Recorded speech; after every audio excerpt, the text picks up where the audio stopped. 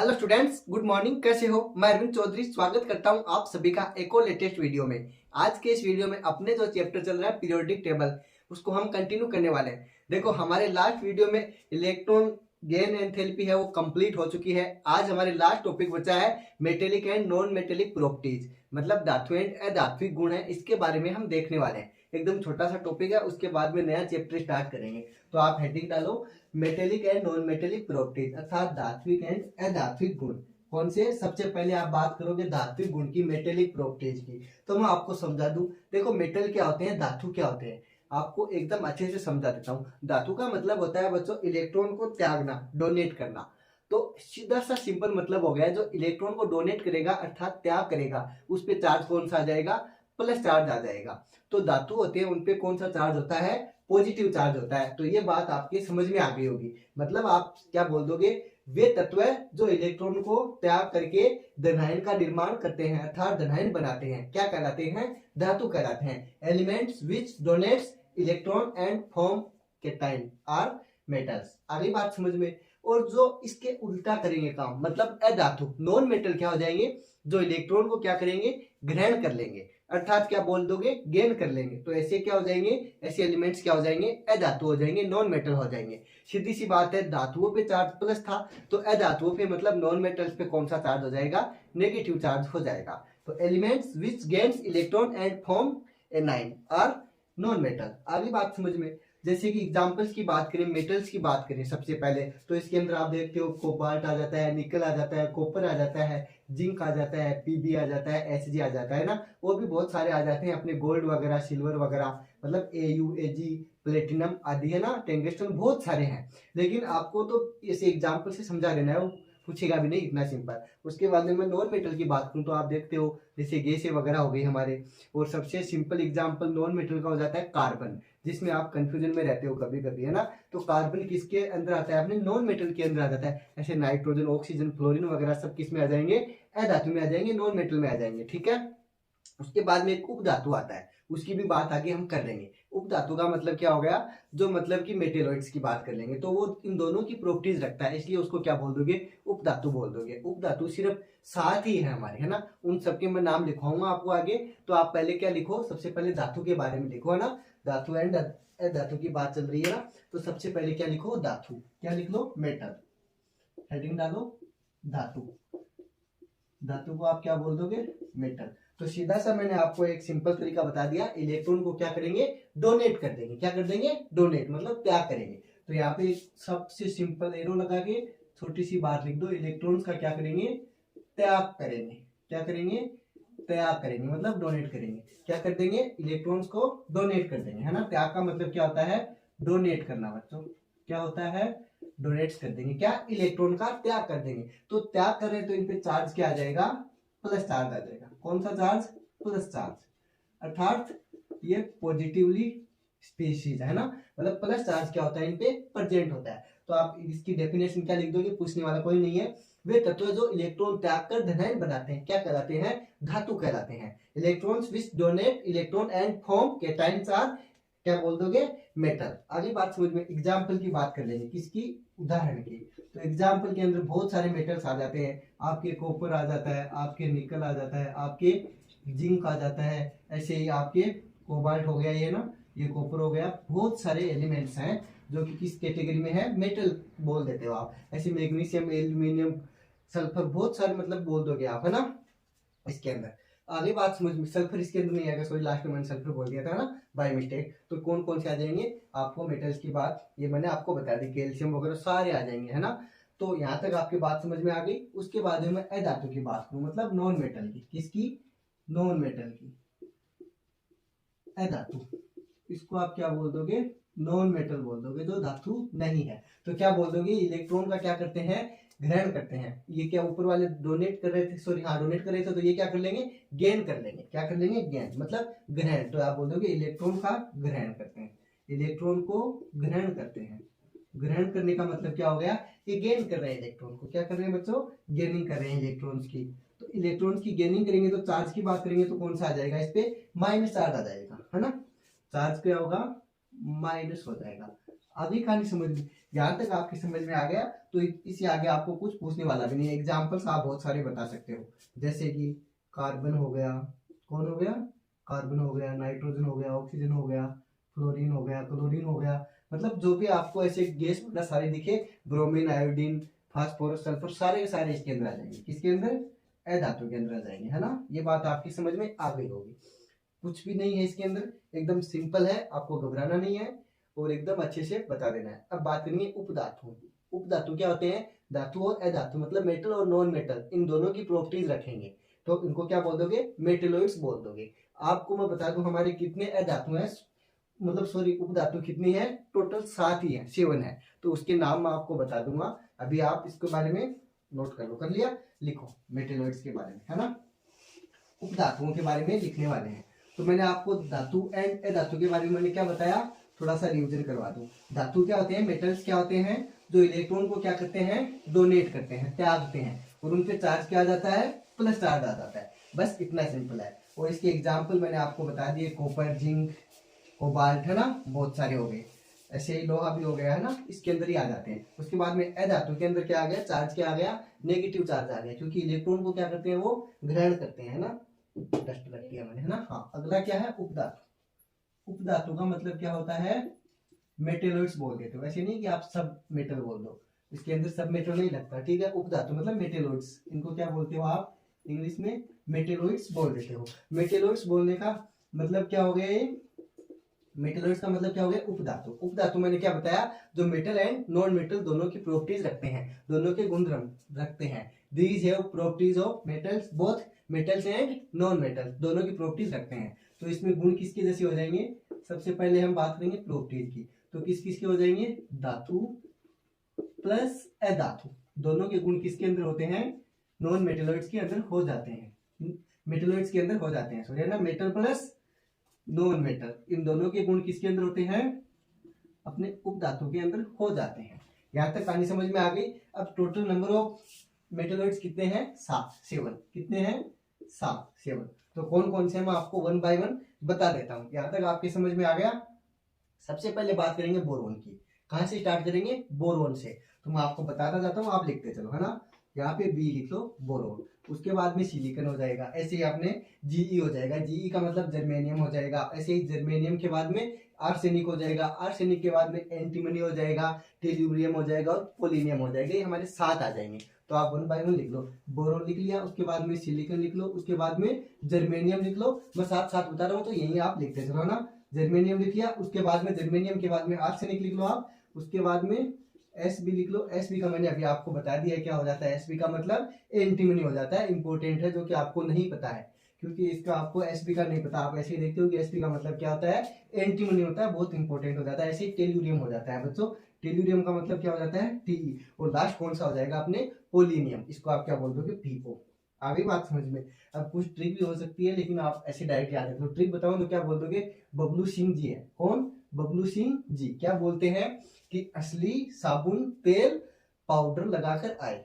क्या हो गए, पोत कर भी आ जाते हैं, लगाकर आ जाते हैं। तो बबलू सिंह जी असली, असली मतलब एस, असली, साबुन एसबी, तेल टीई, पीओ का मतलब पाउडर। आगे आप सेंटेंस को कंप्लीट करने के लिए क्या बोल दोगे, लगाकर आए। बबलू सिंह जी असली साबुन तेल पाउडर लगाकर आए, है ना। बाकी आप डायरेक्ट याद रखो, ऐसे याद हो जाएंगे। मैंने नाम आपको बता दिया क्या क्या, boron, silicon, germanium, arsenic. SB का मतलब याद रख लेना, एंटीमनी होता है। ऐसे ही टीई का टेल्यूरियम और पोलिनियम। आगे कहानी समझ में, हाँ, यहाँ तक समझ में आ गई तो आप स्क्रीनशॉट ले सकते हो, है ना। धातु अधातु दोनों के गुण इसके अंदर प्रेजेंट होते हैं। अब बात करेंगे देखो वर्क की। पहले वर्क के अंदर क्या चेंज आता है, धातु जो मेटेलिक प्रॉपर्टीज है इसके अंदर क्या चेंज आता है, नॉन मेटल है इसके अंदर ग्रुप के अंदर जाएंगे तो क्या चेंज आएगा, ये सब देखने वाले इंपॉर्टेंट हो जाता है। देखो मैंने आपको एक चीज बताई थी, जब भी हम वर्क की बात करेंगे ग्रुप की, तो जब अपन अप टू डाउन जाएंगे, ऊपर से नीचे जाएंगे, तो जो मेटेलिक प्रॉपर्टीज होती हैं ये बढ़ती है।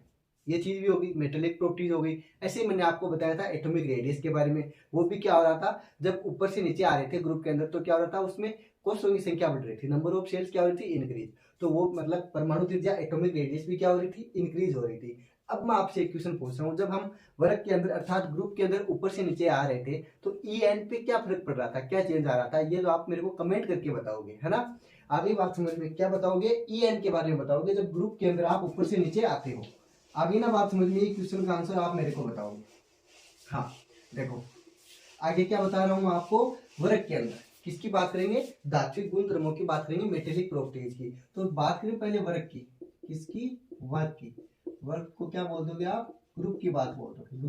ग्रुप में क्या हो जाएगा, ऊपर से नीचे आओगे, अप टू डाउन आ रहे हो तो आपके क्या चेंज आ रहा है, ऊपर से नीचे आने पे मेटेलिक प्रॉपर्टीज क्या होती हैं, बढ़ जाती है ऊपर से नीचे जाने पे। मेटेलिक प्रॉपर्टी मतलब धात्विक गुण धर्म क्या होते हैं बच्चों, बढ़ जाते हैं। इंपॉर्टेंट लाइन है, धात्विक गुण धर्म, इसको आप इंग्लिश में क्या बोल दोगे, मेटेलिक प्रॉपर्टीज बोल दोगे। क्या बोल दोगे, मेटेलिक प्रॉपर्टीज बोल दोगे। डायरेक्ट लिख लो ना, यहाँ पे मैंने आपको बता दिया। ये क्या हो जाएंगी, बढ़ जाएंगी। ऊपर से नीचे आने पे क्या होता है, धात्विक गुण धर्म ये क्या होते हैं, बढ़ते हैं। इंपॉर्टेंट लाइन है, डायरेक्ट में लीनियर क्वेश्चन आएगा या फिर कथन के रूप में भी दे देगा। अब मैं आपको वन बाय वन बताता चलूं। जैसे आवर्त के अंदर लेफ्ट टू राइट जाने पे क्या होता है, अगर ऊपर से नीचे आ रहे हैं तो इसके अंदर घट जाएगा, तो लेफ्ट टू राइट क्या हो जाएगा, बढ़ जाएगा। आवर्त के अंदर बात कर लेंगे ना, तब की बात है। तो आवर्त की बात करूं मैं यहाँ पे तो क्या हो जाएगा बच्चों, आवर्त मतलब पीरियड की बात करें, किसकी, पीरियड की। तो इसमें लेफ्ट टू राइट हो जाएगा, कहाँ पे, लेफ्ट टू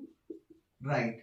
क्या चेंज आ जाएगा बताओ, लेफ्ट टू राइट जाने पे क्या हो जाएगा, धात्विक या मेटेलिक प्रॉपर्टीज में क्या आ जाएगी, कमी आ जाएगी। गुणधर्मों में क्या आ जाएगी, धात्विक गुणधर्म क्या होते हैं, घट जाते हैं। जैसे कि आप देखते हो धात्विक गुणधर्म में आपको ग्रुप के हिसाब से बताया मैंने, उसके बाद में आवर्त के हिसाब से बताया। धात्विक गुणधर्म में क्या आती है, कमी आती है, जबकि अधात्विक गुणधर्म बढ़ते हैं। धात्विक गुणधर्म में तो क्या आती है, कमी आती है, लेकिन अधात्विक गुणधर्म बढ़ते हैं। तो यहाँ पे इंपोर्टेंट लाइन हो जाती है इसके अंदर, अधात्विक गुणधर्म। वर्ग के अंदर कोई फर्क नहीं पड़ता, क्योंकि वर्ग में तो सेम कैटेगरी के रखते हैं, मतलब एक जैसे गुणधर्म वाले रखते हैं। लेकिन आवर्त में लेफ्ट टू राइट जाते हैं तो हर एक वर्ग मतलब आवर्त के अंदर क्या हो जाता है, अलग अलग गुणधर्म वाले एलिमेंट्स पाए जाते हैं। तो अधात्विक गुणधर्म क्या हो जाते हैं, इधर बढ़ने लगते हैं। कैसे, अब मैं आपको समझाऊंगा। अधात्विक गुणधर्म क्या होते हैं, बढ़ते हैं। नॉन मेटेलिक प्रॉपर्टीज क्या होती हैं, बढ़ती हैं। कैसे बढ़ती हैं देखो मैं अभी आपको समझाता हूँ। यहाँ पे अपनी पीरियोडिक टेबल बना करके, आपको पता है फर्स्ट ग्रुप होता है, मतलब एस ब्लॉक की बात करें, किसकी बात करें, यहाँ पे हाइड्रोजन हो जाता है। उसके बाद में फर्स्ट ब्लॉक आ जाता है, एस ब्लॉक आ जाता है। उसके अंदर आपने पढ़ा कि फर्स्ट एंड सेकंड ग्रुप है, दोनों के दोनों क्या है, एस ब्लॉक के अंदर है। तो एस ब्लॉक कौन है, फर्स्ट एंड सेकंड जो अपने ग्रुप है उसके अंदर कौन है, एस ब्लॉक। और एस ब्लॉक में आपने क्या देखा था, क्या देखा था बताओ, एस ब्लॉक में दोनों ही क्या थी, मेटल्स। क्या थी, मेटल्स मतलब धातु। यहाँ पे दोनों में क्या है, धातु। फर्स्ट एंड सेकंड में ही क्या है बच्चों, मेटल्स है एस ब्लॉक के अंदर। उसके बाद में आप चलते हो यहाँ से थर्ड से लेके 12 तक, कहाँ तक चलते हो, 12 नंबर तक चल जाते हो नहीं जाते हो, तो वहां तक क्या आ जाता है, अपने डी ब्लॉक आ जाता है। और डी ब्लॉक के अंदर हम धातु है, धातु इनकी बात नहीं करते। क्यों नहीं करते, इसके अंदर क्या होता है, ट्रांजिशन मेटल होते हैं, संक्रमण धातुएं होती है। ये बात आपके समझ में आ गई। तो ये क्या है, डी ब्लॉक है। तो डी ब्लॉक के अंदर ट्रांजिशन एलिमेंट्स तो है, लेकिन ये भी क्या है, सारी की सारी क्या है, धातु है। तो इसके अंदर सारे के सारे क्या है, मेटल्स हैं। डी ब्लॉक में क्या है बच्चों, मेटल्स। मैंने पीछे बाय मिस्टेक बोल दिया, बात नहीं करते, बात करते हैं किसकी, ट्रांजिशन मेटल्स की। लेकिन है सारे की सारी क्या, धातुएं हैं डी ब्लॉक के अंदर, है ना। उसके बाद में ये 3 से 12 तक आ गया, कहाँ तक आ गया, 12 तक। उसके बाद में 13 से 18 तक कौन आ जाता है अपने, फिर से पी ब्लॉक आ जाता है। तो यहाँ पे चलेंगे हम पी ब्लॉक के अंदर। कहाँ चल लेंगे, पी ब्लॉक के अंदर चल लेंगे, है ना। तो पी ब्लॉक के अंदर हमारे लास्ट में आ जाता है 18वां शून्य ग्रुप। उसकी बात अलग से करते हैं। सारी की सारी क्या है, 18वें ग्रुप को हम शून्य ग्रुप बोल देते हैं। क्यों, क्योंकि उसके अंदर सारी की सारी अक्रिय गैसें है ना, तो नोबल गैसेज है, उनकी बात मैं अलग से बताऊंगा। लेकिन बात करें डी ब्लॉक के बाद में, यहाँ पे आ जाता है अपने पी ब्लॉक। कौन आ जाता है, पी ब्लॉक। तो आपने एक चीज देखी होगी क्या, यहाँ पे मैं समझा देता हूँ अच्छे से आपको। कैसे समझा दूँ अच्छे से, इसको थोड़ा सा बड़ा कर लेते हैं ताकि आपको समझ में अच्छे से आ जाए। ये इंपॉर्टेंट लाइन है यहाँ पे, इसलिए समझाना बहुत ही जरूरी है। हाँ थोड़ा और बड़ा कर ले।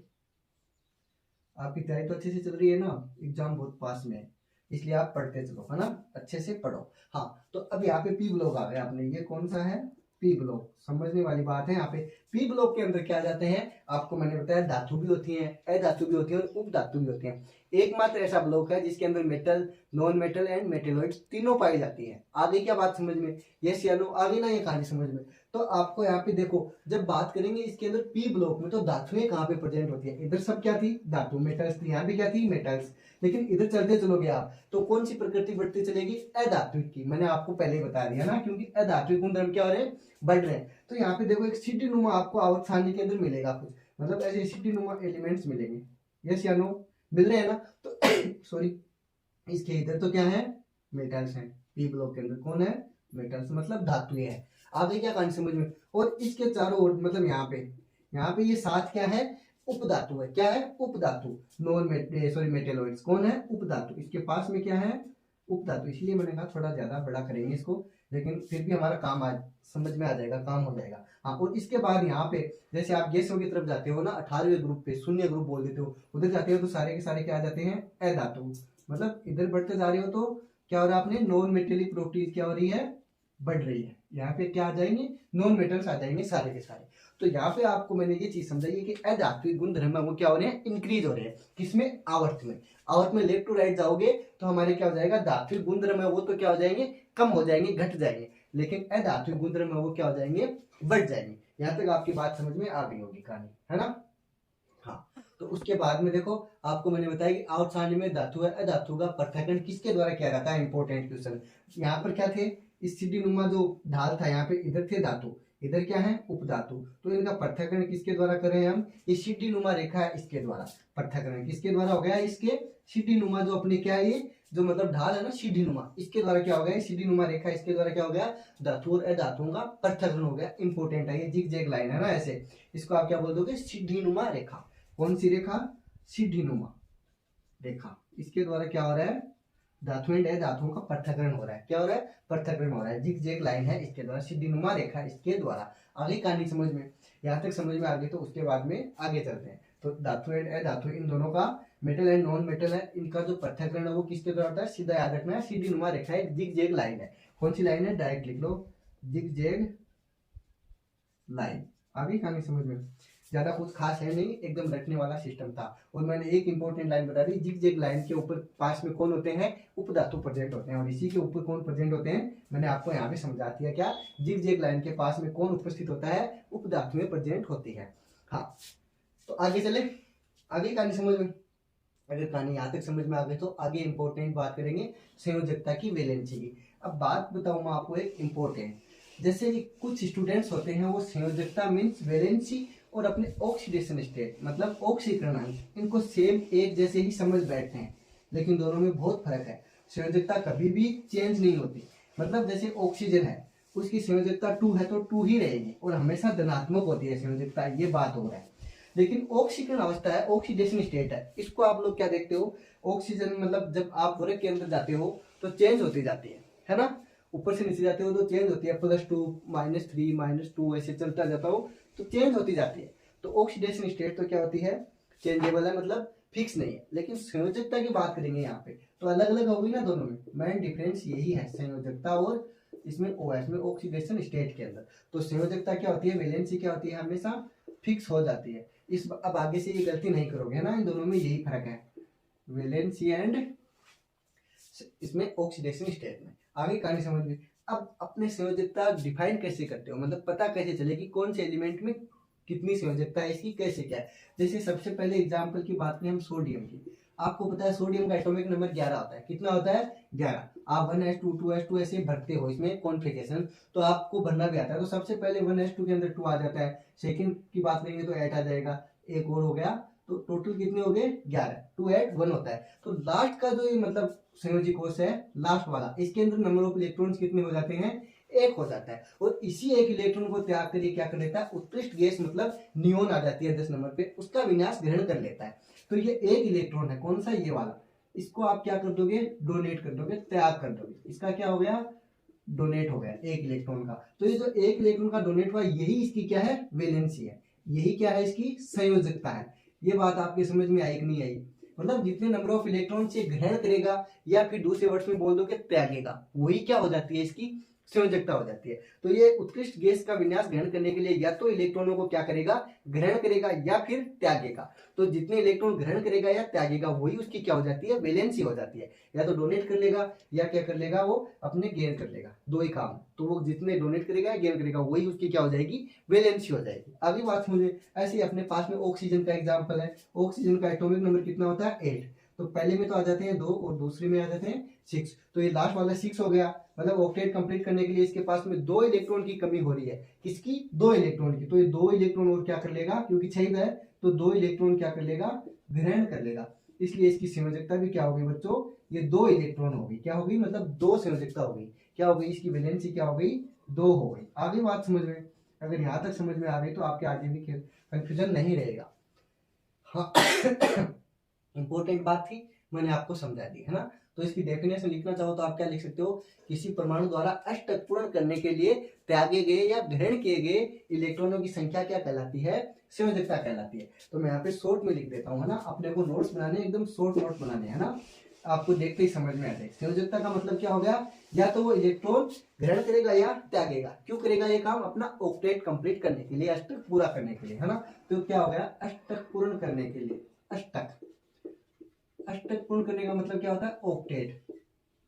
क्या हो गया, ऑक्टेट कंप्लीट करने के लिए। तो अष्टक पूर्ण करने के लिए क्या, अष्टक पूर्ण करने के लिए कोई भी तत्व है या कोई भी परमाणु है, तो ऑक्टेट कंप्लीट करने के लिए परमाणु मतलब एटम द्वारा, परमाणु द्वारा ग्रहण या फिर क्या बोल दोगे, ग्रहण करेगा या फिर क्या कर लेगा, त्याग करेगा। ग्रहण या त्याग मतलब डोनेट किए गए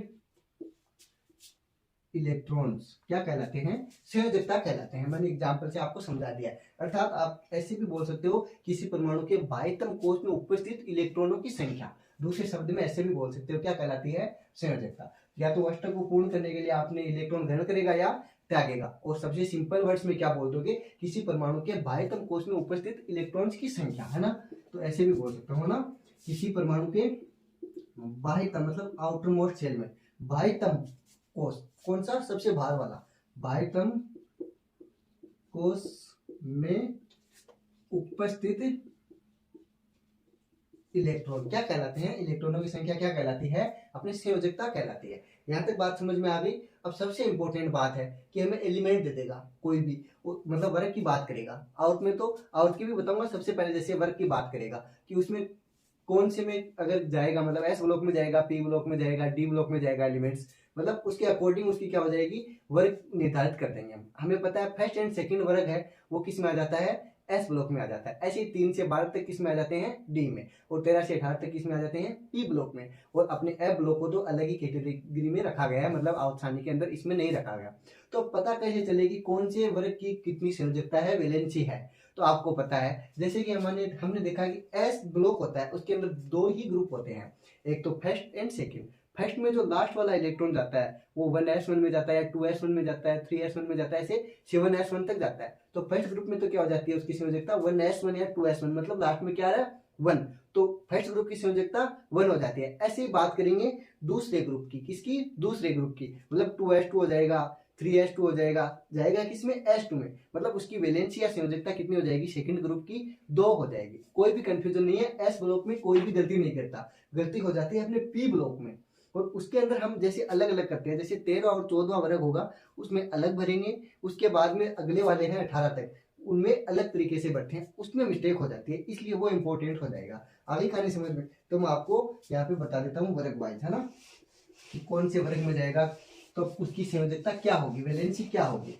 तो सबसे पहले बात करेंगे एस ब्लॉक की। तो एस ब्लॉक के अंदर आपने देखा कितने वर्ग हैं बच्चों, 2 वर्ग हैं एस ब्लॉक में। एक तो वर्ग फर्स्ट हो गया, ग्रुप कौन सा हो गया, फर्स्ट हो गया, और ये कौन सा हो गया, सेकंड हो गया। तो मैं जी फर्स्ट एंड जी सेकंड लिख रहा हूँ, है ना। यहाँ पे दोनों की बात साथ में हो जाएगी।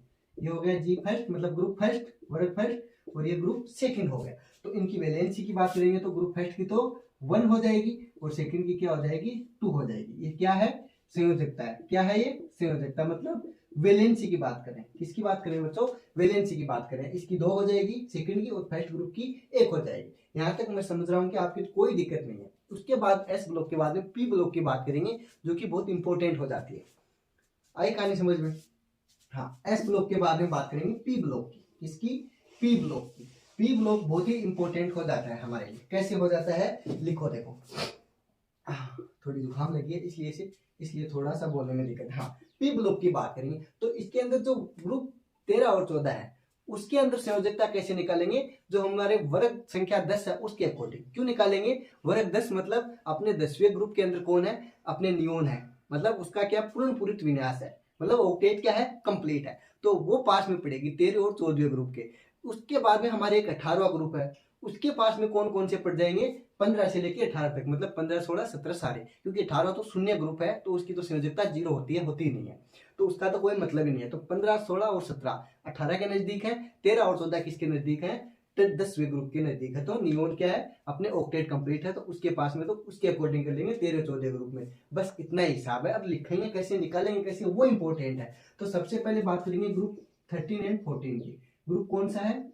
13 एंड 14। ये जी का मतलब क्या है बच्चों? ग्रुप है। क्या है? ग्रुप है। क्या है? ग्रुप है। चलो ऐसे लिख देता हूँ, वर्ग। ग्रुप बोल दो, वर्ग बोल दो, आपके बात समझ में आने लगी। क्योंकि चैप्टर का लास्ट वीडियो है तो आपके अब तक तो समझ में आ ही गया होगा, है ना। तो इसकी संयोजकता कैसे निकालोगे आप? कैसे निकालोगे? वैलेंसी। किसकी बात कर रहे हो? इसकी संयोजकता की। इंपॉर्टेंट लाइन समझाऊंगा, पूरा ध्यान इधर होना चाहिए। तो इसकी वैलेंसी आप कैसे निकालोगे? देखो वर्ग संख्या कितनी है? 10। उसमें से क्या कर लोगे? उसको माइनस कर दोगे। वर्ग संख्या 10 को क्या कर लोगे? माइनस कर दोगे। किसमें से? जिसकी निकालनी है उसकी। तो क्या करोगे? यहाँ पे देखो इंपॉर्टेंट लाइन बता रहा हूँ, संयोजकता मतलब वैलेंसी निकालने के लिए क्या करोगे? ग्रुप 10 को माइनस कर दोगे। ग्रुप किसको?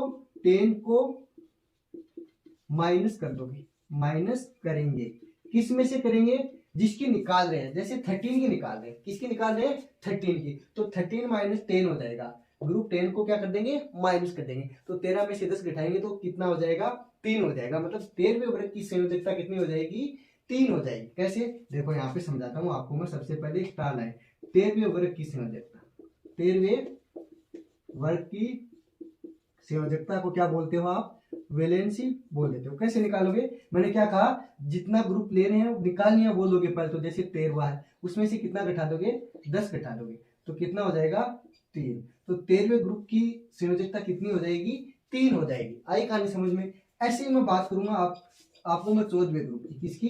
14वें वर्ग की, या ग्रुप की बात कर लूंगा। किसकी? 14वें वर्ग की। आगे बात समझ में। तो 14 में से क्या कर दूंगा? 10 घटा दूंगा। तो कितना आ जाएगा? 4 आ जाएगा। अब सीधा सा सिंपल तरीका बताऊंगा। 13वां ग्रुप है, उसमें तो क्या है? 3 लास्ट में, तो क्या हो जाएगी संयोजकता? 3। 14 में 4 तो क्या हो जाएगी? 4। लेकिन आपको याद रखना पड़ेगा, सीधा सा मतलब ये है, कैसे भी रखो 3 और 4 हो जाएगी 13 और 14 की। आगे कहानी समझ में। अब बात करेंगे 15 से 18 तक की। किसकी? 15 से 18 तक की। तो वो और मैं समझा देता हूँ। हाँ, आगे 13 और 14 दोनों की समझ में। हाँ, अब अगली हेडिंग क्या डालो? 15 से लेके 18 तक कैसे निकालोगे आप? इंपॉर्टेंट हो जाता है। तो 15 से लेके 18 तक क्या काम करना है आपको? जैसे इसमें किया सेम वैसे ही करना उसमें, लेकिन करोगे क्या? 18वां वर्ग है उसमें से माइनस कर दोगे जितनी वर्ग संख्या आपको निकालनी है। तो यहाँ पे क्या लिखोगे? 15 से 18 तक वर्ग की संयोजकता। किसकी? की संयोजकता। 15 से 18वां जो अपने ग्रुप है उसकी वैलेंसी की बात करें, कैसे निकलेगी? देखो मैंने बता दिया आपको, जिस वर्ग की निकालनी है उसमें जैसे 18 है उसको माइनस कर दोगे 18 से। आगे बात समझ में। जैसे कि मैं सिंपल सा फॉर्मूला लिखा देता हूँ आपको। यहाँ पे संयोजकता की बात करेंगे। किसकी? संयोजकता की। तो कैसे निकालोगे?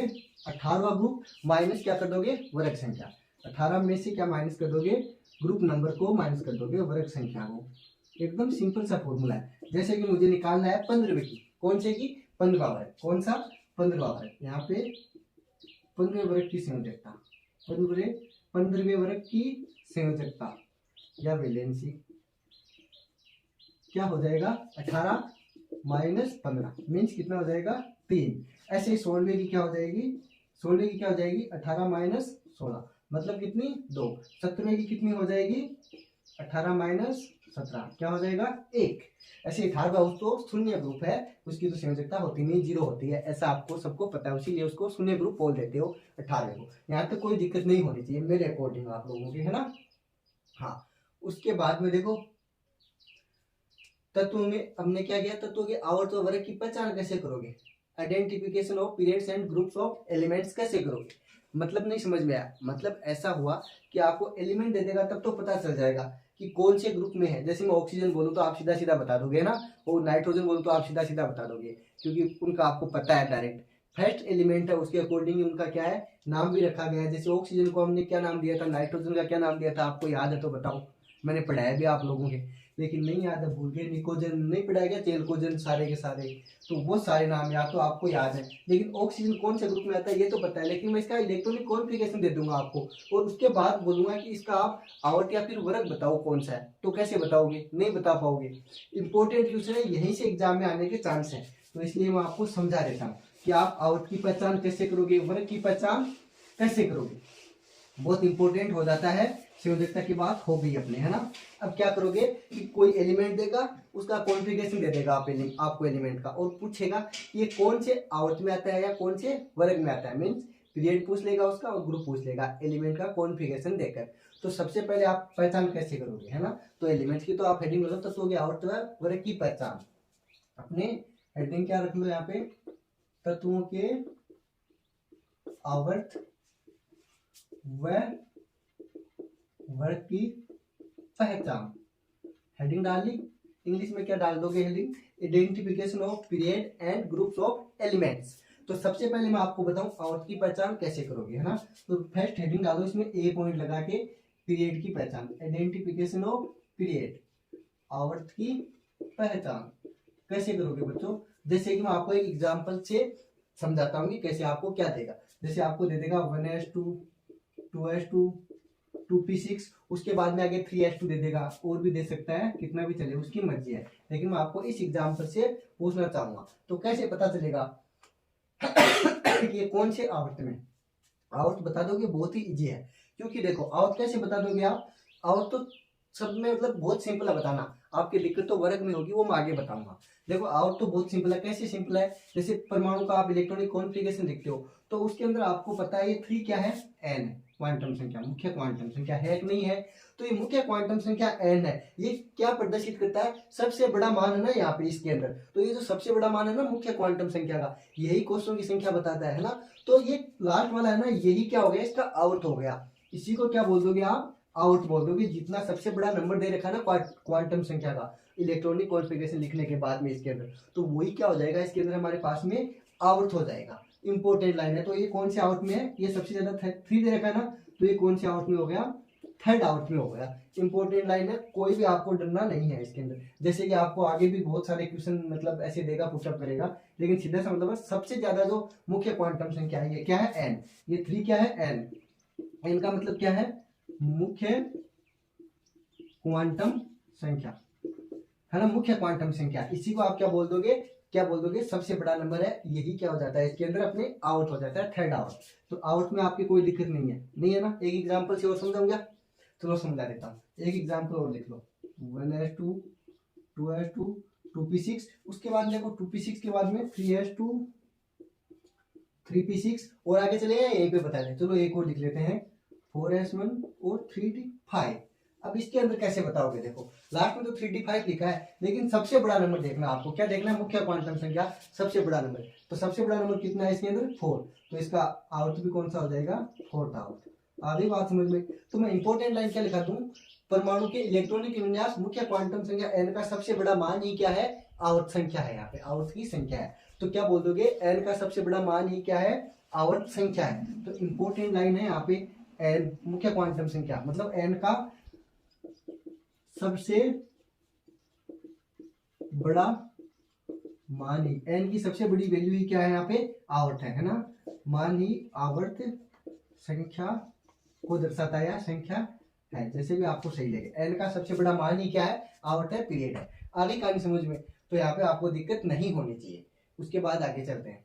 और तो आप पहचान लोगे आराम से। इंपॉर्टेंट तो क्या है, वर्ग। वर्ग में मिस्टेक होगी आपके ग्रुप के अंदर। अब ग्रुप की पहचान कैसे करोगे, बी पॉइंट लगा के लिखो, ग्रुप की पहचान। किसकी पहचान, ग्रुप की पहचान।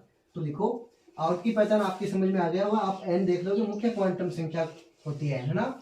ऐसे द्विघात की संख्या भी देखी है हमने, चक्रण संख्या भी देखी, सारी की सारी पढ़नी है, चारों की चारों संख्याएं एटॉमिक स्ट्रक्चर के अंदर। तो आपको अब दिक्कत नहीं होनी चाहिए, है ना। तीसरा चैप्टर भी अपने कंप्लीट हो जाएगा। हाँ, तो इसके अंदर वर्ग की पहचान, बी पॉइंट लगा के क्या लिखो, वर्ग या फिर ग्रुप। इसी को आप क्या बोलते हो, ग्रुप बोलते हो वर्ग को, है ना। तो ये इसके अंदर आप कैसे बताओगे, देखो कि वर्ग कौन सा क्या है। देखो यदि बाह्यतम, आप बाह्यतम विन्यास लिखोगे तो डी कक्षक क्या होता है, अगर एब्सेंट होता है तब उसका विन्यास क्या होता है, NH1 या फिर NH2 होता है। तो वर्ग संख्या क्या हो जाएगी उसकी, फर्स्ट या फिर सेकंड हो जाएगी। कैसे लिख के बताऊंगा तब समझ में आएगा। डी ऑर्बिटल क्या होना चाहिए, एब्सेंट होना चाहिए। तो सबसे पहले इंपॉर्टेंट लाइन तो यही लिख लोगे, क्या, यदि बाह्यतम विन्यास में डी कक्षक एब्सेंट है तो यहाँ पे लिखो बाह्यतम, ये नियम है इसके ना, बाह्यतम विन्यास में, जब आप बाह्यतम इलेक्ट्रॉनिक विन्यास लिखोगे तो विन्यास में डी कक्षक मतलब ऑर्बिटल क्या है, एब्सेंट है, क्या है, अनुपस्थित है, एब्सेंट है। तो क्या बोल दोगे, विन्यास क्या हो जाएगा उसका, NH1 या फिर NH2 है तो क्या हो जाएगा, अगली लाइन NH1 या फिर NH2 है तो।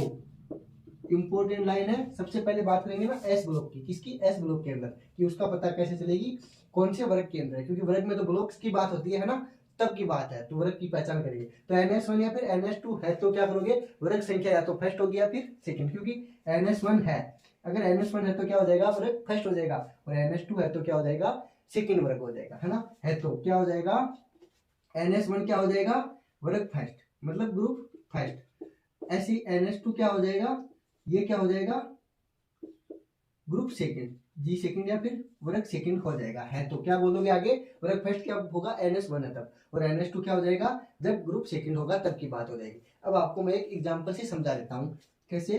देखो एग्जांपल से 1S2 दे रखा है, 2S2 दे दिया और 2P6 दे दिया। उसके बाद में जैसे आगे चल जाए 3S1 और ले लें इसके अंदर। अब इसमें वर्ग कौन सा हो जाएगा, डी क्या है, एब्सेंट, इसके अंदर है ना डी, देखो ये कहानी आपको पता होनी चाहिए, डी क्या हो गया, एब्सेंट हो गया, इसके अंदर नहीं है डी, लास्ट में कौन है, 3S1। तो 3S1 मतलब S1 आ रहा है ना, S1 आने का मतलब कौन सा हो गया, वर्ग फर्स्ट हो गया। यहाँ पे ग्रुप कौन सा हो गया, इसमें फर्स्ट हो गया, ग्रुप फर्स्ट की बात हो रही है।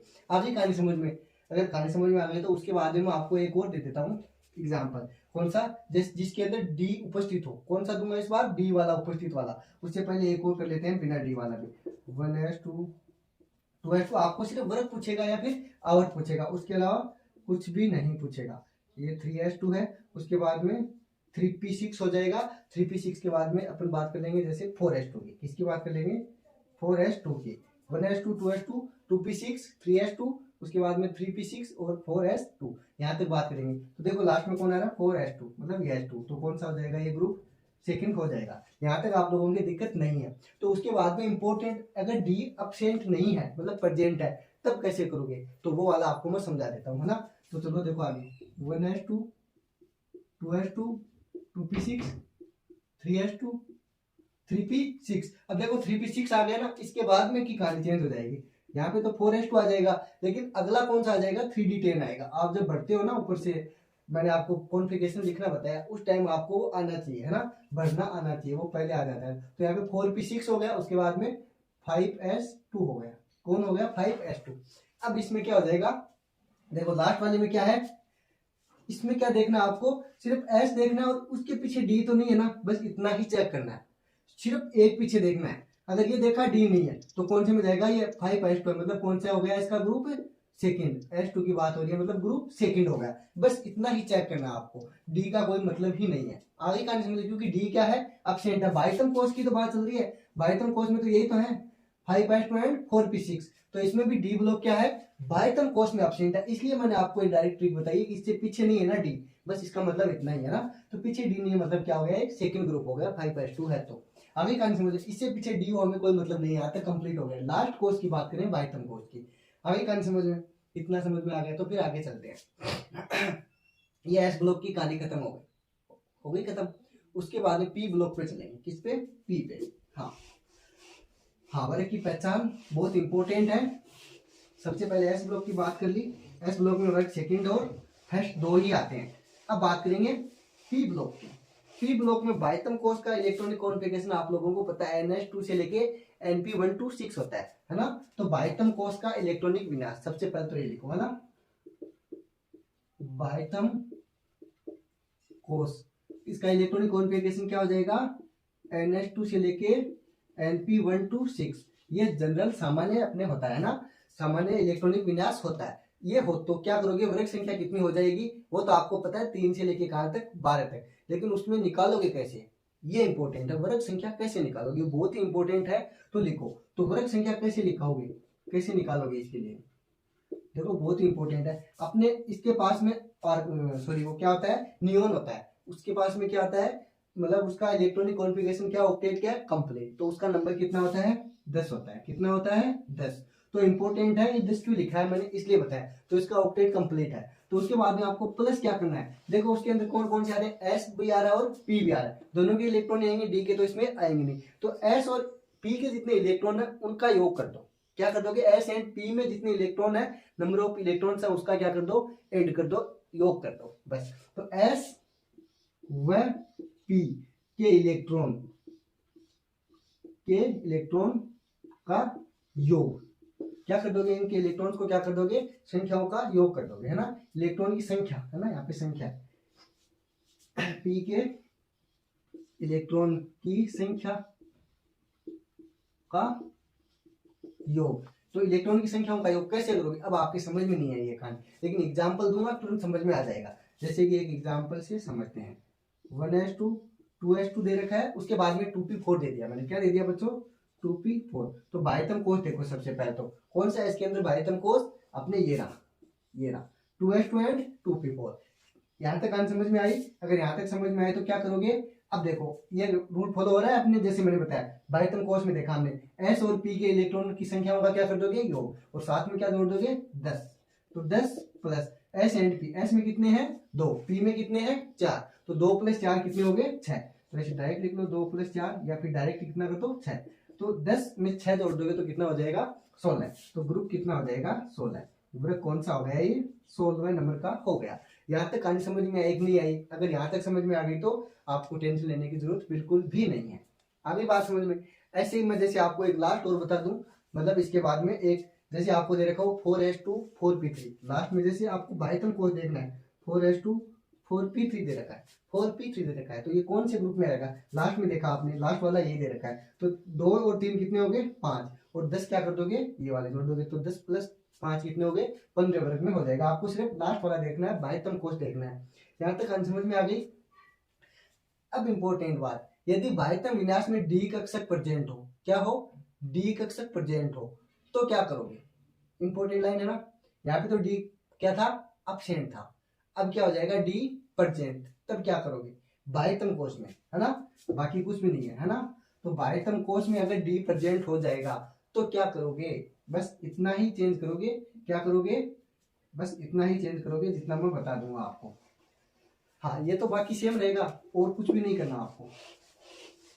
हाँ, अब देखो बाह्यतम कोष में क्या है, डी क्या हो जाएगा, प्रेजेंट हो जाएगा। क्या, बाह्यतम विन्यास में डी कक्षक प्रेजेंट हो तब। हाँ, तो इंपॉर्टेंट लाइन यहाँ पे सबसे पहले तो ये लिखो, क्योंकि पॉसिबिलिटी तो कुछ भी हो सकती है ना। बाह्यतम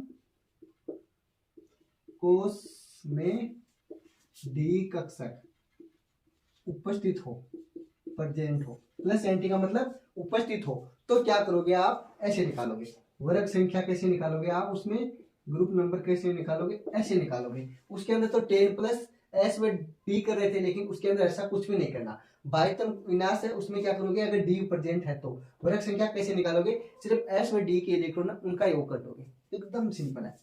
एस व डी के इलेक्ट्रॉन का योग या इलेक्ट्रॉन की संख्याओं का योग, सेम बात है, इलेक्ट्रॉन का योग। बस इन दोनों का जो एस और डी ब्लॉक है, तुम्हें एस और डी के इलेक्ट्रॉन है उनको जोड़ दो, बस एकदम सिंपल है। एग्जाम्पल से समझते हैं, देखो इससे समझते हैं। एग्जाम्पल के बिना तो हमारे काम होना ही नहीं है। क्या नहीं होना, एग्जाम्पल के बिना तो काम होना ही नहीं है। यहाँ तक तो डी आता ही नहीं है ना।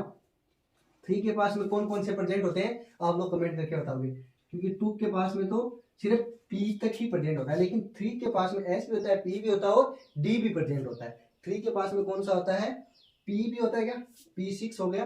4 के पास में होता है, सॉरी ना, इसके पास में भी नहीं होता, 4s2। उसके बाद में देखो अगर 3d6 की बात करें, आप भरोगे ना, उसकी बात ऐसे आपको दे रखा है 3d6। अब बताओ लास्ट में कौन आ रहा है, डी और एस। सिर्फ बाह्यतम कोष की बात हो रही है, बाह्यतम कोष में कौन है, ये दोनों है, सिर्फ डी और एस। तो इसमें क्या ऐड करोगे आप, मैंने ये बता दिया, एस में इलेक्ट्रॉन और डी में इलेक्ट्रॉन दोनों जितने हैं उनका योग हो जाएगा। एस में कितने हैं 2, कितने हैं 2, इसमें डी में कितने हैं 6, तो 6 + 2 कितने हो गए 8। तो इसका कौन सा वर्ग हो जाएगा 8वां वर्ग। बहुत ही सिंपल है डी वाला। तो वर्ग नंबर कौन सा हो गया बच्चों 8 हो गया। यहाँ तक कहानी समझ में आ गई। अगर यहाँ तक समझ में आ गई तो उसके बाद में आपको टेंशन लेने की बिल्कुल भी जरूरत नहीं है, क्योंकि हमारा काम क्या हो गया कंप्लीट हो गया। आगे बात समझ में। अब देखो मैं कुछ इंपॉर्टेंट टर्म्स की बात कर लेता हूँ, इसकी इंपॉर्टेंट टर्म्स की। जैसे आवर्त सारणी में हमारे सबसे ठोस धातु कौन सी है, सबसे ज्यादा घनत्व किसका है, इन सब की बात करने वाले इंपॉर्टेंट लाइंस है।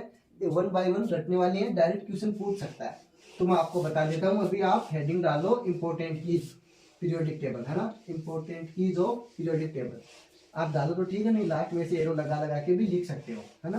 4-5 क्वेश्चन दिखाऊंगा, मतलब ऐसे लाइन की फॉर्म में, एकदम आपका काम हो जाएगा अच्छे। तो आवर्त सारणी के ठोस तत्वों में सर्वाधिक घनत्व वाला तत्व कौन है, आवर्त सारणी के अंदर ठोस तत्वों में कौन है, इरिडियम है। कौन है बच्चों, इरिडियम है। और सेकंड नंबर पे कौन आ जाता है, ओएस। कौन आ जाता है, ओएस। फर्स्ट पे आईआर आ जाता है ना। तो यहाँ पे लिखो आवर्त सारणी में, हेडिंग लगा लगा के, आवर्त सारणी में आप साथ साथ में लिखते चलो ताकि आपका भी टाइम बच जाए।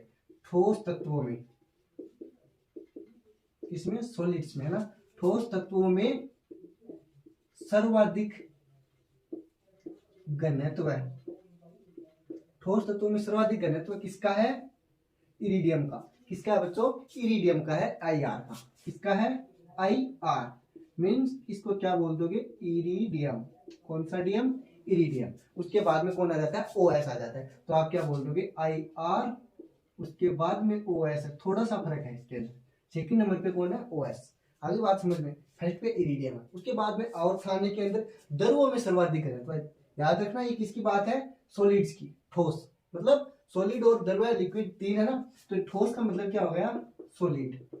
इन सॉलिड्स है, इनमें घनत्व मतलब डेंसिटी। किसकी बात चल रही है, डेंसिटी की बात चल रही है। घनत्व है किसका सबसे ज्यादा, सॉलिड्स में इरिडियम का है। उसके बाद में द्रवों में सर्वाधिक घनत्व है आवर्त सारणी के अंदर। किसके अंदर, लिक्विड्स में।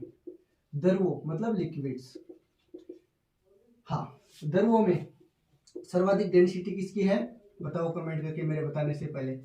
सर्वाधिक घनत्व किसका है, आपने बहुत बार पढ़ा है, मरकरी, Hg। कौन है बच्चों, मरकरी, Hg। इसको आप क्या बोल दोगे, मरकरी बोल दोगे। हाँ, सर्वाधिक गलनांक वाली धातु कौन है, टंगस्टन है। कौन है, टंगस्टन। इंपॉर्टेंट लाइन हो जाती है, सर्वाधिक घनत्व की बात होगी, अब गलनांक की बात हो जाएगी। सर्वाधिक गलनांक, मेल्टिंग पॉइंट, किसकी बात चल रही है, मेल्टिंग पॉइंट, गलनांक वाली धातु, वाली धातु सर्वाधिक की बात चल रही है, मिनिमम की नहीं चल रही। कौन हो गया, टंगस्टन। टंगस्टन को आप किससे लिखते हो, टंगस्टन, डब्ल्यू से। किससे लिखते हो, डब्ल्यू से। आपको पूछेगा कोई नहीं, फिर भी मैं बता देता हूँ, 3380 सेंटीग्रेड होता है, डिग्री सेंटीग्रेड होता है 3380। कितना, अगर याद रखना चाहो तो आप रख सकते हो, डिग्री सेंटीग्रेड। आगे कहानी समझ में। उसके बाद में सबसे कम वाली, ये तो सर्वाधिक थी, और सबसे कम वाली गलनांक वाली धातु कौन सी हो जाएगी, मरकरी हो जाएगी, है ना। तो इसका घनत्व तो सबसे ज्यादा है, और इसका क्या बोल दोगे, गलनांक क्या है, सबसे कम। सबसे कम गलनांक, है ना, सबसे कम गलनांक वाली धातु कौन है, मरकरी। कौन है, मरकरी। और इसका कितना है, -38 डिग्री सेंटीग्रेड। कितना, -38 डिग्री सेंटीग्रेड। यहां तक बात समझ में आ गई। उसके बाद में आगे चलते हैं, अब चैप्टर कंप्लीट होने वाला है अपना, है ना, टेंशन की बात बिल्कुल भी नहीं है ना। हाँ, अभी कहानी समझ में यहाँ तक। उसके बाद में देखो लास्ट 2 लाइन बची है, कंप्लीट कर देते हैं चैप्टर को। सर्वाधिक गलनांक वाली अधातु कौन है बच्चों, कार्बन है। कितना है इसका, 4100 डिग्री सेंटीग्रेड। ऐसी बात में सबसे कम गलनांक वाली अधातु हीलियम है। कितना है, -270 डिग्री सेंटीग्रेड। आगे बात समझ में। हाँ, तो देखो सर्वाधिक गलनांक वाली अधातु कार्बन, सर्वाधिक गलनांक वाली अधातु नॉन मेटल कौन है, कार्बन। कौन है, कार्बन। कितना है, 4100 डिग्री सेंटीग्रेड। कितनी है, 4100 डिग्री सेंटीग्रेड कार्बन। उसके बाद में सबसे कम, ये तो असर्वाधिक थी, और ये क्या हो जाएगा, सबसे कम गलनांक वाली अधातु कौन है, हीलियम है। कौन है बच्चों, हीलियम है। कितना है, -270 डिग्री सेंटीग्रेड, तो हीलियम हो जाएगा। कौन सा लियम, हीलियम। कौन हो गई, हीलियम। कितना है, -270 डिग्री सेंटीग्रेड। यहाँ तक आपकी समझ में आ गया होगा, है ना। अगर यहाँ तक समझ में आ गया तो हमारे पीरियोडिक टेबल वाला चैप्टर क्या होता है, कंप्लीट। अब कल स्टार्ट करेंगे हम एक नया चैप्टर। अगर आपको यहाँ तक कुछ समझ में नहीं आ रहा है, कोई भी डाउट है, तो आप कमेंट करके हमें पूछ सकते हो। सो मिलते हैं जल्दी कल एक और लेटेस्ट वीडियो में। तब तक आप पढ़ते रहो, मस्त रहो। Thank you, thanks for watching.